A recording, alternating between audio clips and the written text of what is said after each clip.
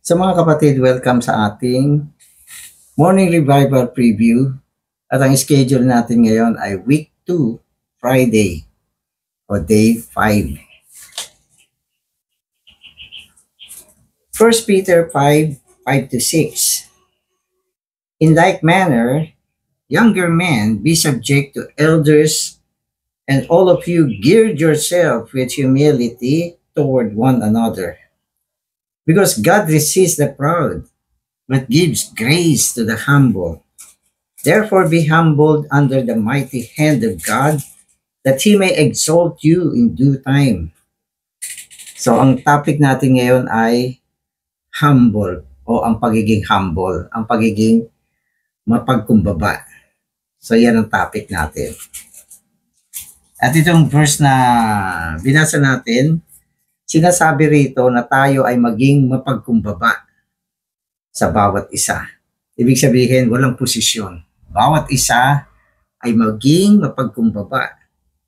Sapagkat ang Diyos natin, sinasalangsang niya yung mga palalo.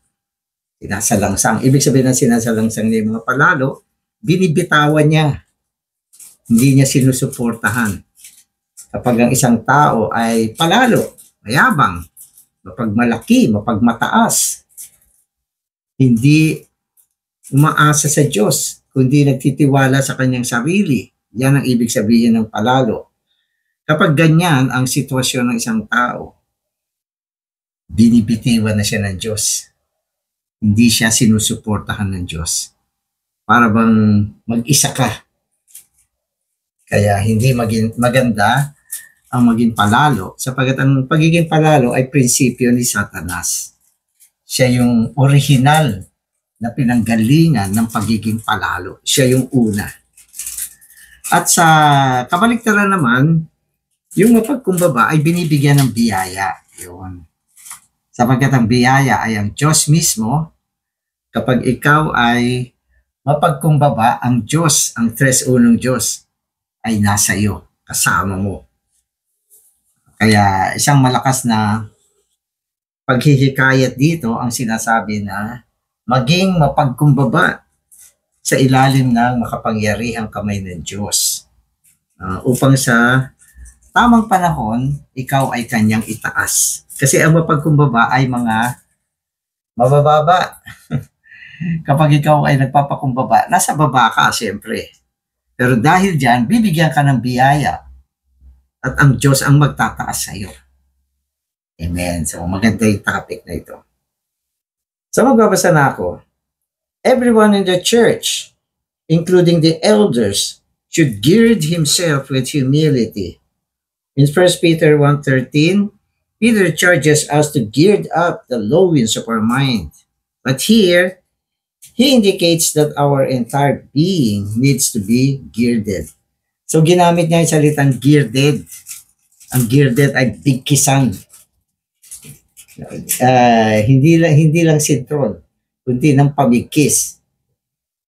So sinasabi niya na sa loob ng eklesiya, ang lahat ay dapat maging mapagkumbaba, kasama na yung mga elders. So binanggit especially yung salitang elders dito. Ang mga elders. Kasi ang elders ay parang isang posisyon sa eklesiya na kung ang isang tao ay elders, ang feeling niya siya ay may posisyon. Siya ang mataas. Kaya pinaalalahanan tayo dito sa mensahe na kung ikaw ay isang elders, dapat magpakumbaba ka. Magpakumbaba ka, kapantay ng mga banal. Huwag kang huwag mo ilagay yung sarili mo sa isang posisyon na ikaw ay mas mataas kaysa sa mga kapatid. So yan yung sinasabi natin, na dapat lahat sa loob ng eklesiya ay matutong magpakumbaba. Siyempre, hindi naman natin inaalis yung salitang pagrespeto o paggalang. Hindi naman masama yun. Pero ang tinutuos natin dito ay yung pagiging palalo. Yun. Amen. Amen. Kaya ginamit niya yung salitang bigkis.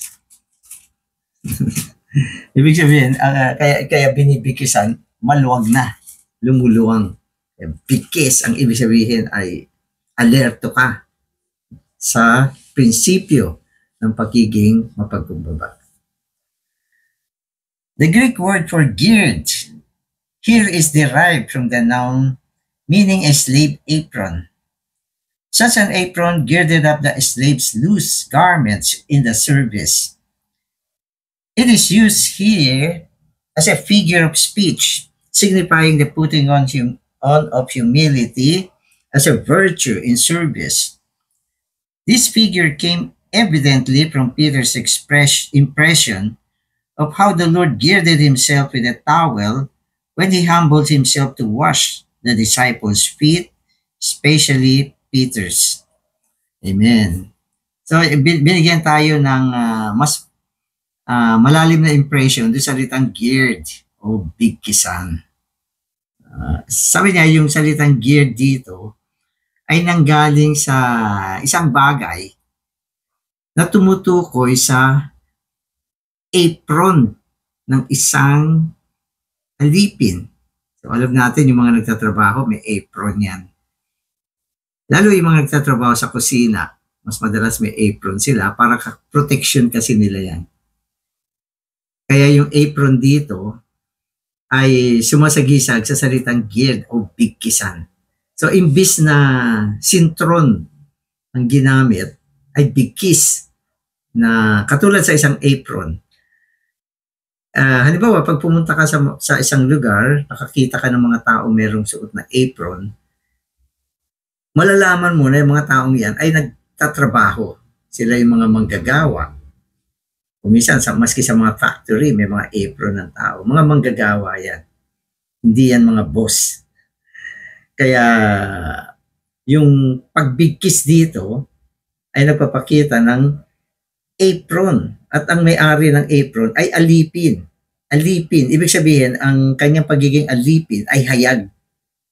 Hindi niya tinatago. Pag nakita siya, ay alipin to. Isang manggagawa.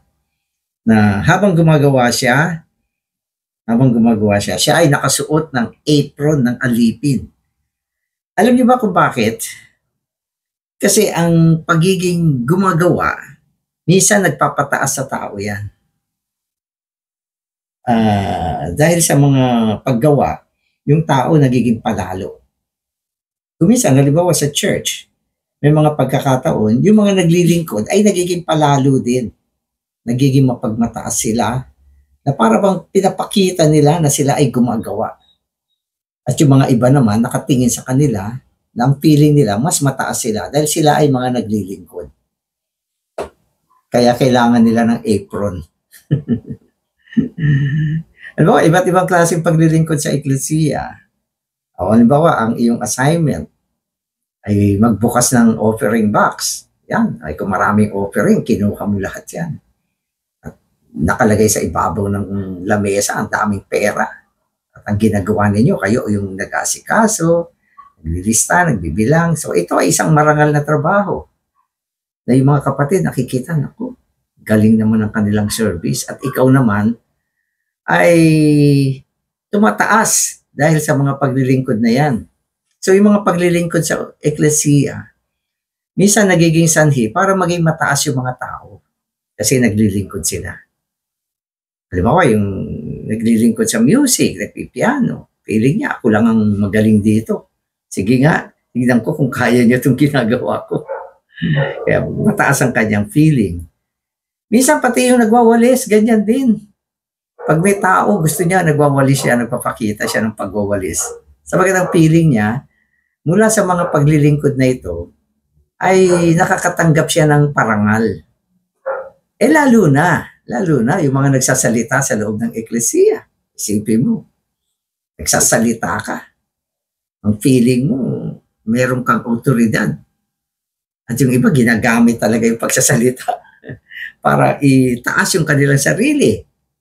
So lahat ng mga paglilingkod ay minsan nagpapataas sa mga tao. Totoo naman yan. Kaya dapat, habang naglilingkod ka, meron kang bigkis ng apron ng alipin. Ito ako, alipin lang ako. So yun yung sinasabi rito. Kaya sinasabi, magbigkis kayo ng pagpapakababa o pagiging mababa habang tayo ay naglilingkod.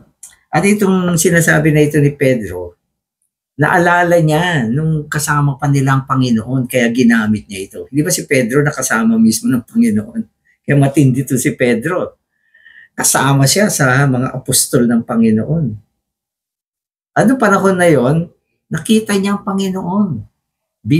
Nagbigkis siya ng tuwalya at hinugasan niya yung paa ng mga disipulo. Sipin mo, yung tuwalya na nakabigkis sa kanya. Hindi yan isang posisyon, kundi yan ay sumasagisag sa kanyang pagpapakababa ng panahon na yon para hugasan niya yung mga paa ng mga disipulo. Hindi madaling bagay yan. Walang tao na pipili dyan sa service na yan. Yung mga paa ng tao nung araw, ang dumi. Kasi nung araw, hindi naman sementado mga kalye, lahat ng alikabok, lahat ng dumi. At yung mga suot nila, mga sandals, naku, ang dumi niyan. Tapos ang Panginoon, kusa niyang binaba yung sarili niya. Nagbigkis siya ng tuwalya at hinugasan niya yung paa ng mga disipulo, isa-isa. At ito ay tumanim at tumatak kay Pedro. Naalala niya yan.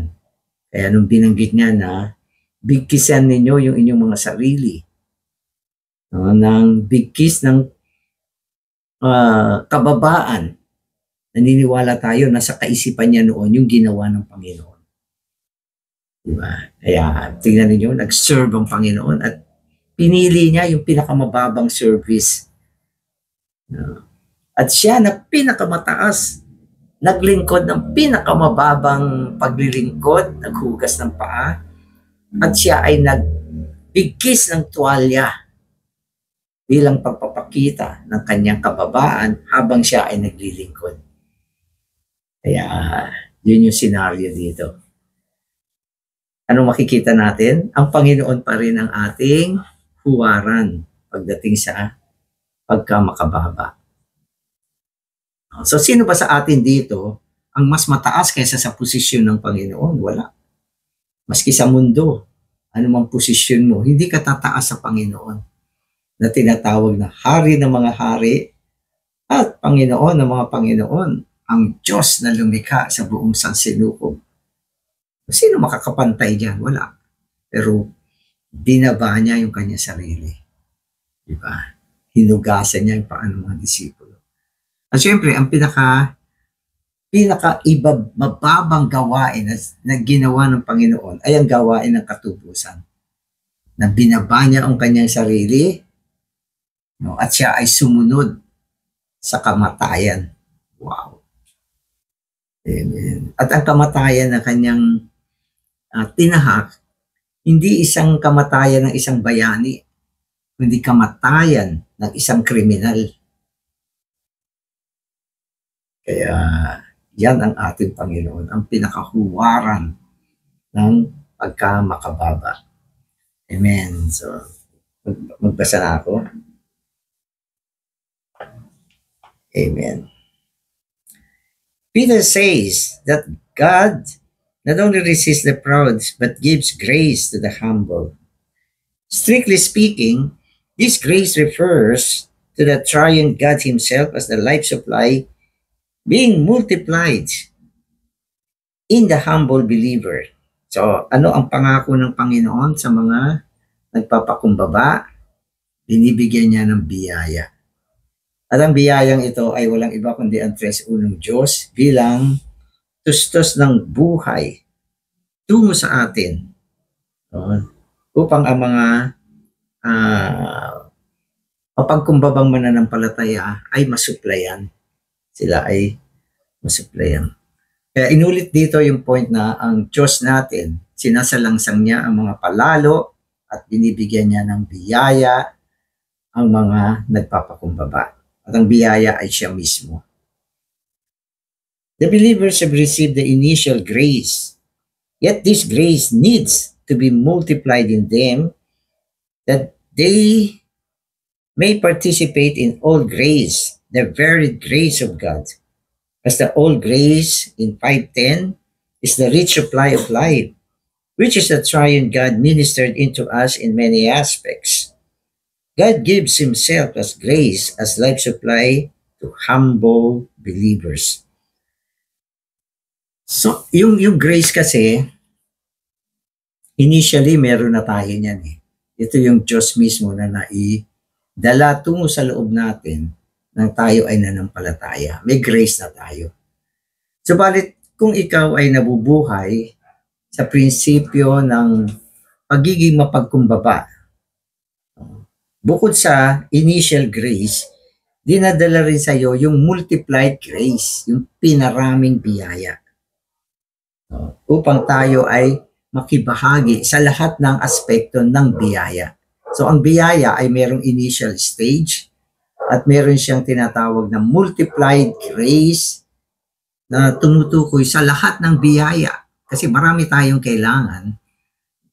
Dahil sa maraming pangangailangan natin, merong mga particular na biyaya na sumusuporta sa atin, na binibigay ng Panginoon sa mga karapat-dapat. At yun ay ang mga nagiging mapagkumbaba. So yun yung sinasabi dito. At ang biyayang ito ay ang Diyos mismo. Amen. The Greek word for humble in 1 Peter 5:5 also means lowly, as in Matthew 11:29, where the Lord Jesus says, I am meek and lowly in heart. Instead of uplifting ourselves, we should always keep ourselves low. Then we will be in a position to receive the triune God as our life supply. We will receive the grace that God gives to humble believers. Amen. So yung humble dito, siyempre humble, ang ibig sabihin ng humble, mababa. Mababa siya o magpakumbaba. Na pinapaalala rin sa atin ang sinabi ng Panginoon sa Matthew. Saan ito? Matthew 11:29, sinabi niya, siya ay maamo at ang kanyang puso ay mababa. So ang ating Panginoon, nung nandito pa sa lupa, siya ay maamo. At yung puso niya mababa. Madali siyang lapitan. So, kasi kung itong Diyos natin ay hindi maamo at hindi mapagkumbaba, sino ba lalapit sa Kanya? Matatakot ang mga tao sa Kanya. Pero mapapansin nyo, nung panahon na nandito pang Panginoon, napaka-approachable niya. Ultimong bata, nakakalapit sa Kanya. Kaya ito ay isang test din sa atin. Kapag ikaw ay hindi na nilalapitan ng mga tao, ibig sabihin, delikado ka na. Wala nang gustong lumapit sa iyo. Natatakot na. Kasi yung mga taong palalo, mapagmataas, yan, mahirap na lapitan yan. Ganun. Amen. At yung tayo ay mapagkumbaba, ibibigay ng Panginoon ang biyaya sa atin. So merong particular na biyaya na pwede natin, isang aspekto ng biyaya para doon sa mga humble. Kapag hindi ka humble, wala kang ganyang klaseng biyaya na nanggagaling sa Panginoon. At syempre, yan ay isang tustos ng buhay. The words, be humbled, are passive voice, indicating being made humble by God. Mainly through sufferings and persecutions. However, this requires that we cooperate with God's operation. We must be willing to be humble, lowly, under the mighty hand of God. Amen. So meron ditong tinatawag nating passive. Passive. Ang ibig sabihin ng passive, mababang boses at hindi siya active. Hindi siya active. Kaya sabi sa atin, yung words na be humble ay nasa passive voice. Para bang, niya, tender, mababa siya, mababang boses ito. At magaang, parang Be humble. Parang ganun lang siya. Be humble. Hindi siya, be humble. So yung tinig ay passive. So pag sinasabi natin, kapatid, maging mahinahon ka. Hindi mo sasabihin, maging mahinahon ka. So ang pagiging mahinahon ay nasa punto ng passive voice. Na ang ibig sabihin, tayo ay ginagawang humble ng Diyos. So ang Diyos ang gumagawang humble sa atin. At ang tono nito ay nasa mababang tinig lang. Maging ang Panginoon, kung ikaw ay palalo, para ka lang niyang binulungan. Take it easy, maging mahinahon ka. So, ganun. Wala kasing mga tao na dinidiretso yung mga mayayabang na ang yabang mo o ang panalo. Magpakababa ka nga. So, bihira yung ganun. At karaniwan, yung mga nagsasalita ng ganyan, ay mas may authority. Halimbawa, yung taong nasa ilalim mo, napansin mo, palalo siya. May karapatan kang sabihan siya. Pero madalas, ang pagsasalita dito ay nasa mababang tinig lang. Maging mahinahon ka. Amen. Tapos sinasabi niya, ang ating pagiging humble ay madalas bunga ng suffering at mga persecution. Meron siya mga suffering, meron persecution, at ito ay tumutulong para ang isang tao ay ibaba. Kasi may sequence dito eh. So yung pagsasalita ng maging mapagkumbaba ay passive. At ang tao ay nagiging mapagkumbaba bilang bunga ng mga pag-uusig at mga pagdurusa. So bumababa siya. Pero ganun pa man, sinasabi niya, ang pagiging mababa ay nangangailangan din ng paggawa ng Diyos sa loob natin. Hindi ka maging mababa kung walang operation ang Diyos sa loob natin. Gumagawa din siya sa loob natin. Kaya para mapababa ang isang tao, may paggawa ang Diyos sa paligid, sa labas ng tao. At meron din siyang paggawa sa loob natin.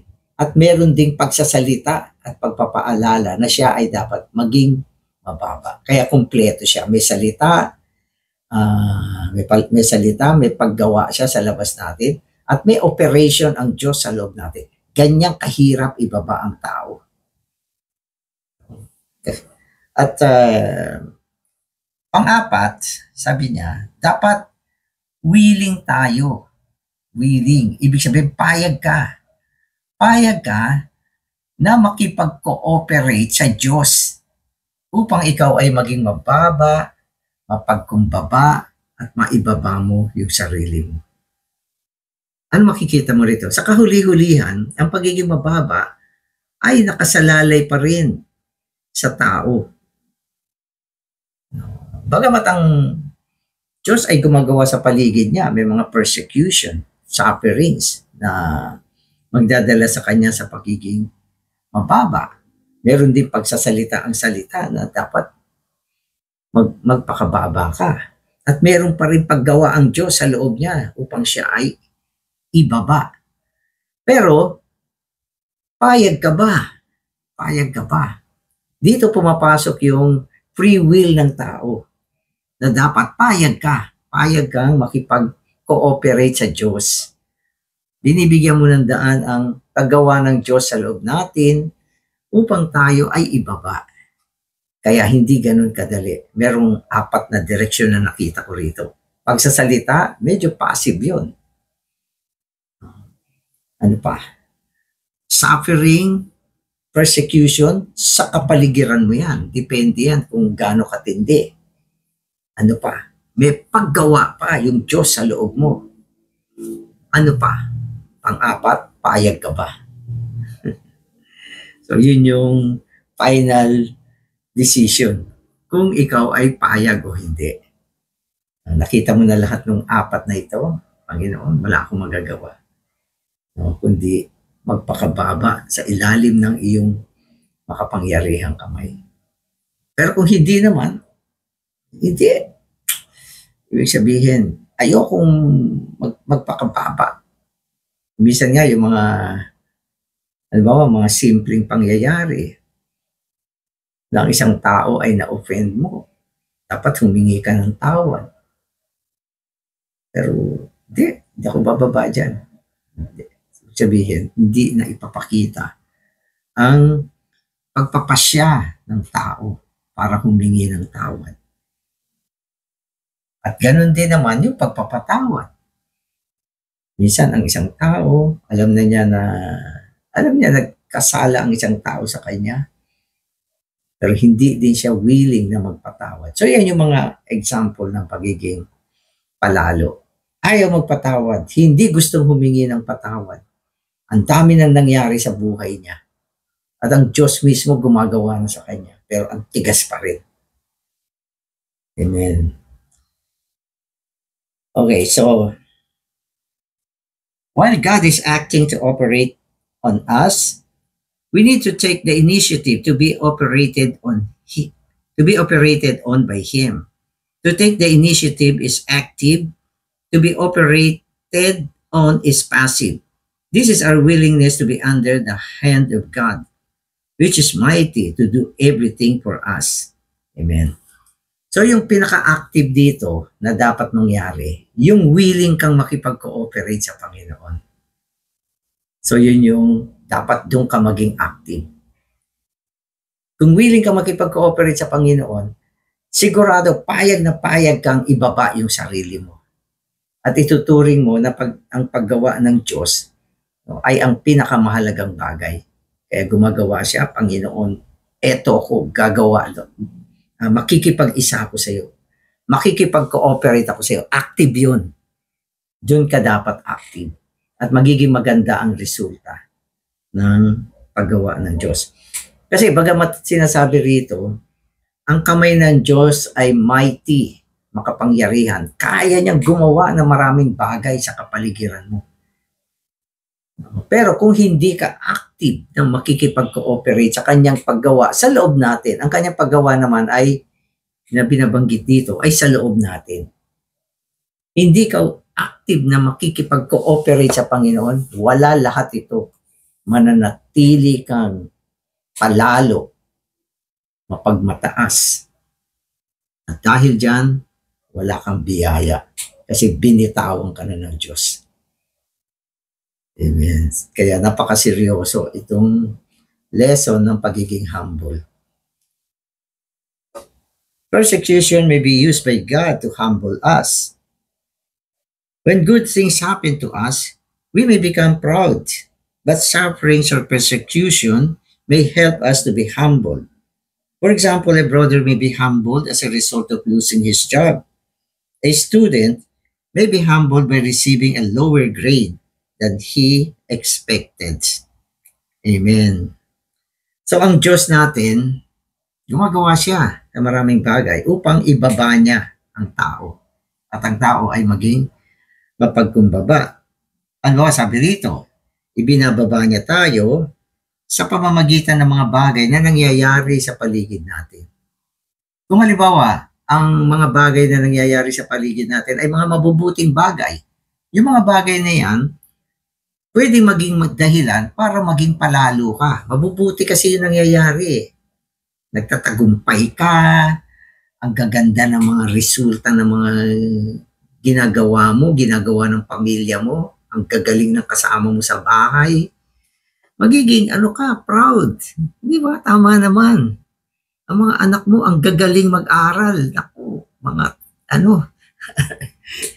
mga top students sa school. Ipopost mo yan sa sa FB mo.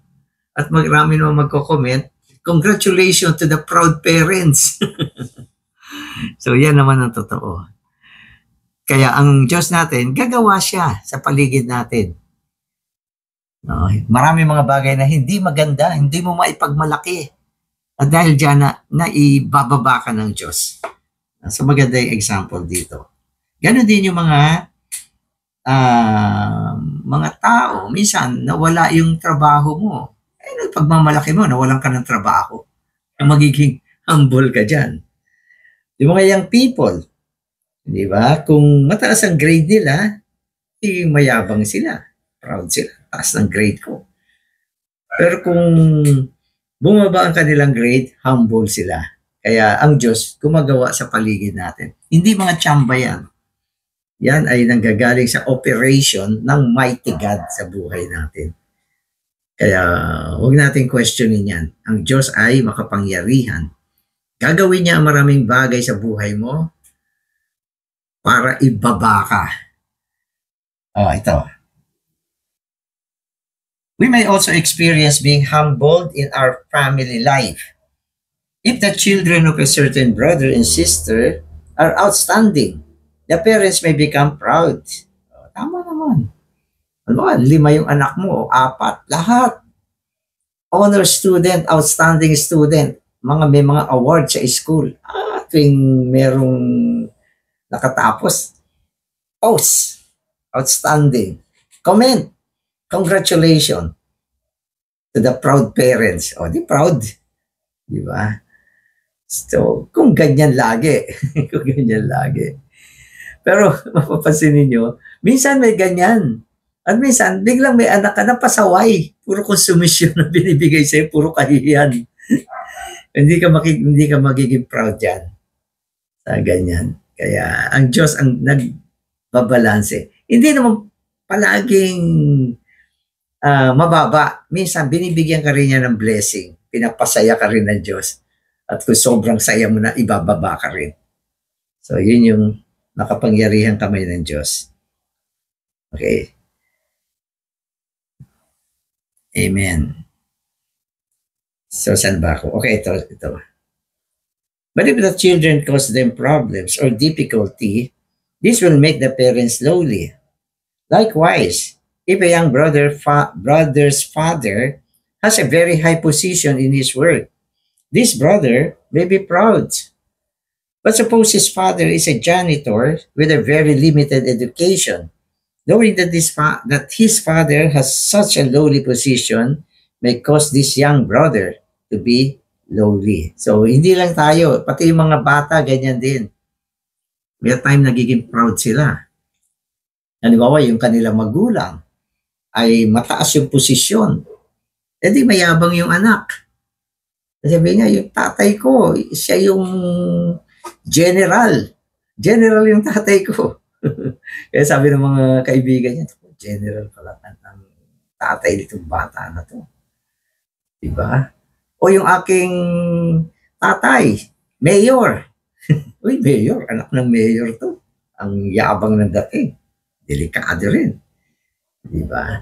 Pero kung suppose yung tatay nung brother, isang janitor lang sa isang school, na mababa ang pinag-aralan. Ayun, inuutos-utusan lang sa eskwelahan. Napakababa ng posisyon. Mga kaibigan niya. Ano trabaho ng tatay mo? Huwag niyo na tanong yan. Hindi na niya masabi. At kung nakita niya yung tatay niya sa eskwelahan, baka hindi niya maituro na ito yung tatay ko. So, napaka-humble ng kanyang posisyon. Dahil sa ganyang pagsasaayos. So, sino ang nag-aayos lahat ng ito? Ang Diyos. Di ba? Nung naging tao ka, pumili ka ba ng pamilya na kung saan ka ipapanganak? Hindi. Ang Diyos lahat ang nag-aayos nito.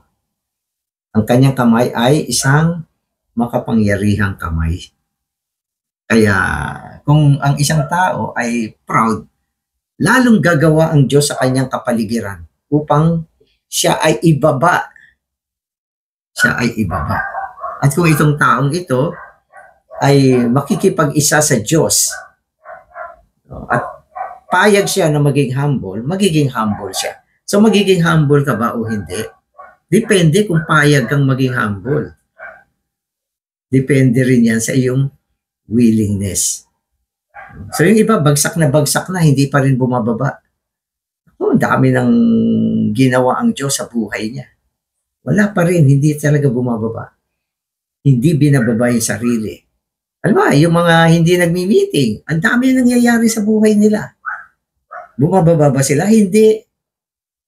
Nagmamatigas pa rin sila. Kaya, Yan yung sitwasyon natin ngayon. Pinaka-best na tao ang isang taong nagpapakumbaba sa ilalim ng kamay ng Panginoon. At ikaw ay tatanggap ng biyaya mula sa Panginoon. Amen. We cannot make ourselves humble. Rather, we need to be made humble by God. Nevertheless, God's humbling of us requires our cooperation with God's operation. Nangangailangan pa rin ng cooperation. Kailangan active tayo sa ganun. This means that we must be willing to be made humble, lowly, under the mighty hand of God. So ginamit yung uli yung salitang willing. We must be willing. Payag tayo na gawing mapagkumbaba, mababa sa ilalim ng makapangyarihang kamay ng Diyos. Ang kamay ng Diyos ay makapangyarihan.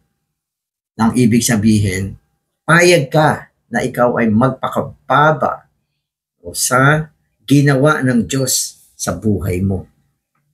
So yan yung ibig sabihin nito. Panginoon, susuko na ako. Isuko ko na yung sarili ko, ibaba ko na. Hindi ka nagkakamali at hindi ako pwedeng maging mas malakas kesa sa iyo. Kaya, amen. So last paragraph na to. We may say that be humble is active, passive. It is active, pointing to our initiative to be humble. And humble is passive, pointing to God's operation to humble us. Although God's hand is mighty to do whatever is necessary for us, His hand still needs our cooperation. God's operation needs our cooperation. Therefore, we need to be humble. So ginamit dito yung salitang active-passive. Active-passive. Ano yung active, ano yung passive? Yung passive, ito yung operation ng Diyos para ibaba tayo.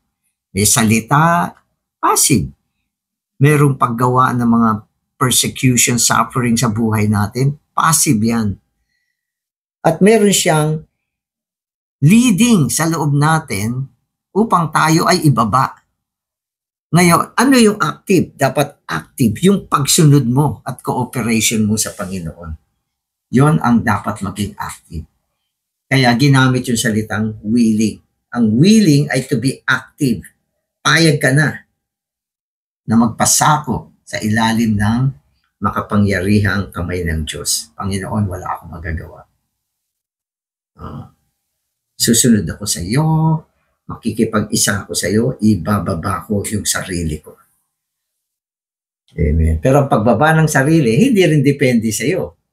Ito ay isinagawa ng Diyos para sa iyo in a passive way. Pero active ka dapat na pumayag sa paggawa ng Diyos na ibaba ang sarili mo. Ay, amen. Salamat Panginoon sa mga salita mo, mga pagpapaalala sa amin na ang mga palalo ay sinasalangsang mo. Ayaw namin tahakin ang daan ng isang palalo. Salamat Panginoon sa iyong salita. Salamat din sa iyong paggawa.